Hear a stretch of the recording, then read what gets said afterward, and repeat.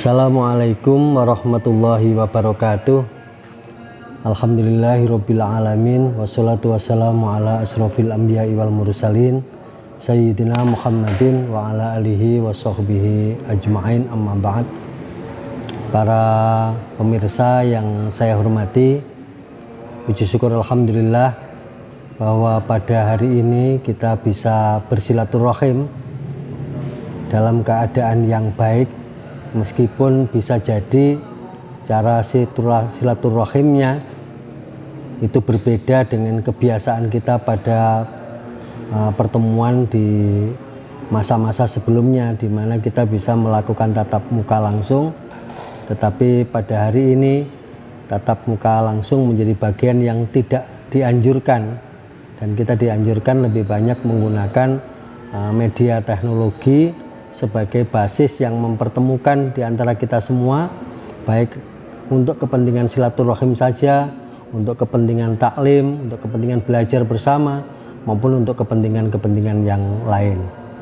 Shalawat serta salam semoga tetap terlimpahkan kepada junjungan Nabi besar Muhammad Sallallahu Alaihi Wasallam yang telah memberikan banyak petunjuk kepada kita semua, sehingga insya Allah hari ini kita menjadi manusia yang tahu akan kebenaran dan kebatilan, manusia yang tahu bagaimana mesti berjalan dengan baik dan kemudian selamat dunia dan akhirat. Para pemirsa yang saya banggakan, para pemirsa yang dimuliakan Allah, pada hari ini saya ingin bersama-sama dengan panjenengan semua untuk melakukan kajian terhadap situasi-situasi di mana akhir-akhir ini kita banyak diberikan hal-hal yang bisa jadi kalau menggunakan hati itu hal-hal yang kurang menyenangkan, hal-hal yang bisa jadi tidak mengenakkan di antara kita semua. Kita tahu semua bahwa mulai tahun 2020 awal, pandemi COVID di tahun 2019 sudah mulai masuk di akhir tahun, dan kemudian Januari sudah mulai masuk di Indonesia, dan kemudian sampai sekarang bahkan dua kota suci bagi umat Islam sekarang juga ditutup mulai bulan Maret awal. Saya ingat betul karena saya 3 hari pulang dari umroh. Dua kota suci Makkah Madinah itu kebetulan ditutup oleh pemerintah Arab Saudi dalam rangka mengamankan wilayah-wilayah tersebut dari pandemi COVID-19. Nah, saudara-saudara, terhadap berbagai situasi ini, apakah pandemi atau keadaan-keadaan lain yang tidak menyenangkan, misalnya hari-hari ini kita juga mendengarkan tentang jatuhnya pesawat Sriwijaya Air, kemudian longsor di Jawa Barat, kemudian banjir di berbagai daerah. Tentu dalam hal yang terkait dengan demikian kita harus tetap percaya, kita harus tetap positive thinking, kita harus berpikir positif bahwa ini adalah cara terbaik yang diberikan oleh Allah kepada umat manusia, baik itu menjadi bagian dari peringatan atau bagian dari ujian atau bagian dari azab. Tetapi kita tentu berharap semoga ini bukan azab Allah terhadap umat manusia. Nah, kenapa saya sebut 3 hal ini? Pada tingkatan yang paling ringan kita lagi diberi peringatan oleh Allah Subhanahu wa Ta'ala, tetapi pada tingkat yang sedang kita lagi diuji. Kenapa saya sampaikan seperti ini? Saya dulu ingat ceramahnya almarhum Kiai Haji Hashim Muzadi yang menyampaikan bahwa ya kalau kita mau introspeksi secara baik, sebetulnya syarat dan rukunnya bencana di Indonesia ini sebetulnya sudah lengkap. Nah, kenapa demikian? Karena ya korupsi kita masih menjadi bagian yang terbaik di ASEAN ini, tingkat korupsi kita yang masih sangat besar, pola pergaulan manusia yang semakin lama semakin bebas, baik di antara sesama jenis maupun dengan lain jenis. Kemudian sistem perdagangan yang bisa jadi sudah mengarah kepada banyak hal yang menimbulkan riba, dan lain sebagainya. Artinya apa? Bahwa ada perilaku-perilaku umat manusia yang pada hari-hari ini itu tidak mengarahkan kepada kebaikan, baik antar sesama manusia maupun dengan lingkungan. Saya ingat di dalam Al-Quran sebuah peringatan atau pernyataan atau yang lain, dhaharul fasad fil barri wal bahr bima kasabat aydin nas. Rusaknya alam ini karena tangan-tangan manusia. Jadi sebetulnya kerusakan yang terjadi sekarang ini ya karena tangan-tangan manusia, karena perilaku-perilaku kita yang sudah mengarah kepada hal-hal yang tidak baik di mata Allah Subhanahu wa Ta'ala. Oleh karena itu, apakah ini peringatan, apakah ini ujian, atau apakah ini azab, dan semoga ini bukan, sekali lagi, maka kewajiban pertama kita adalah muhasabah diri. Kewajiban kita adalah introspeksi. Apakah diri kita, apakah ucapan kita, apakah perilaku kita ini banyak salahnya atau banyak baiknya. Tentu harus kita timbang secara baik-baik, dan bisa jadi kita ini yang pertama tentu banyak buruknya daripada baiknya, karena manusia itu adalah makhluk yang lemah terhadap godaan, lemah dengan keadaan dan lain sebagainya. Nah, yang kedua, tentu situasi yang tidak baik ini sebetulnya kalau kita lihat secara positif adalah peluang bagi umat manusia untuk yang pertama menumbuhkan rasa empati. Menumbuhkan empati di antara sesama, bahwa apa yang diderita oleh manusia lainnya itu sama dengan juga penderitaan kita. Apa yang dirasa sakit oleh orang lain, sesama muslim sebetulnya bagian dari rasa sakit kita juga. Dan ini dulu pernah disampaikan oleh Syekh Sari dalam sebuah cerita yang saya baca. Syekh Sari itu seorang ulama besar yang kebetulan rumahnya di sekitar pasar. Nah, pada satu saat pasar itu kebakaran. Ketika pasar itu kebakaran, kemudian Syekh Sari melihat bahwa aset yang dimiliki oleh Syekh Sari itu tidak termasuk yang terbakar. Jadi rumahnya termasuk bagian yang selamat. Syekh Sari dalam hati kemudian mengucap alhamdulillah bahwa asetnya tidak ikut terbakar. Tetapi kemudian yang terjadi apa?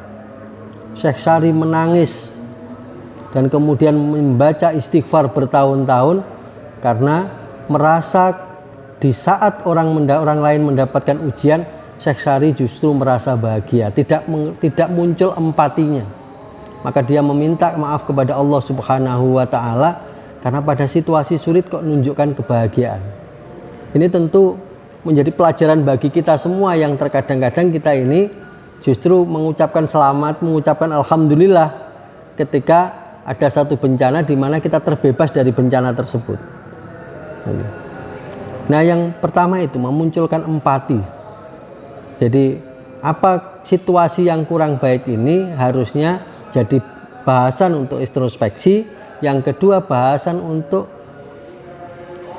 melakukan tindakan-tindakan nyata dari munculnya rasa empati itu. Karena rasa empati itu kalau hanya empati saja tidak banyak maknanya. Maka rasa empati itu juga kemudian harus menumbuhkan rasa yang ketiga, keinginan untuk membantu sesama, keinginan untuk meringankan beban orang lain, keinginan untuk berbuat baik kepada orang lain. Jadi melakukan aksi nyata itu sebetulnya juga bagian dari sesuatu yang diperintahkan oleh Allah Subhanahu wa Ta'ala, sesuatu yang dianjurkan oleh para nabi, dan sesuatu yang diajarkan di dalam Islam. Bahwa kalau terjadi sesuatu maka segeralah kita mengambil prakarsa. Kita harus menjadi orang-orang yang proaktif, orang-orang yang menjadi bagian dari proses penyelesaian terhadap masalah-masalah yang ada. Kita tidak boleh menjadi bagian yang reaktif. Kalau orang yang reaktif itu kan bedanya proaktif itu, kalau proaktif itu mengambil prakarsa, tetapi kalau reaktif itu berkecenderungan untuk menyalahkan orang lain. Dan itu dijanjikan oleh Allah bahwa pada setiap kebaikan maka Allah akan membalas dengan kebaikan yang berlipat.